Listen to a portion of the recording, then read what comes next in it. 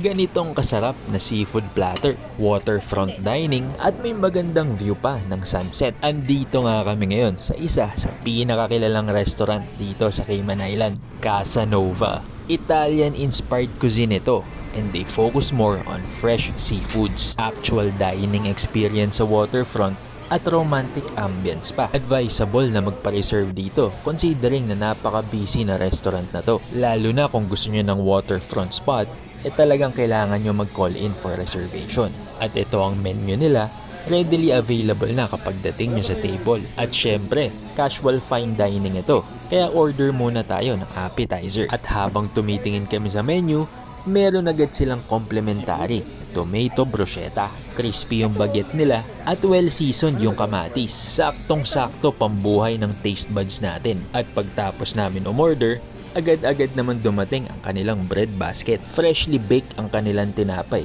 kaya naman napakasarap lalo na pag nilagyan mo ng butter. Sobrang crispy ng outer part at sobrang lambot naman yung loob. Parang ang sarap din ito isawsaw sa 3-in-1 na kape. Well, kung malakas ka sa tinapay, pwede ka ulit manghingi ng extra bread basket. For appetizers, umorder kami ng crispy calamares at itong conch fritters. Perfectly cooked yung calamares nila. Crispy yung butter at malambot yung squid. Isausaw mo pa sa masarap na sauce, perfect appetizer talaga. At ito namang conch fritters, sikat na appetizer ito dito sa Cayman. Yung conch na yan isa yung malaking sea snail. Makikita yan around the Bahamas or the Caribbean. Minimix nila yan sa butter na may masarap na sauce. At after namin magpakabusog sa appetizer, agad-agad naman dumating ang aming main course. Mukhang yun sa pamangkin ko yata ang pinakamasarap. Tignan mo naman kung gaano kalaking plato yan na puno ng seafood. Meron niyang kasamang lobster tail, shrimps, snapper, at salmon. Meron din niyang kasamang scallops at lahat yan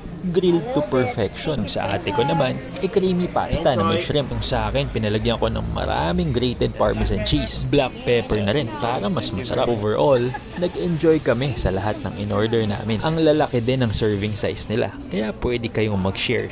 At dahil nga birthday ng pamangkin ko, I think he really got the best plate. At approve naman yan sa kanya dahil napakasarap talaga.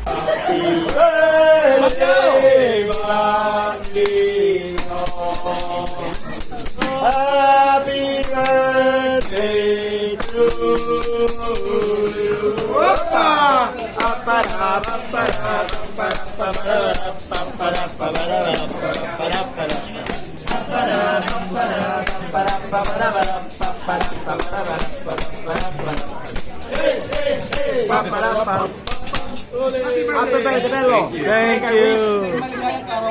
Maligawang karawan.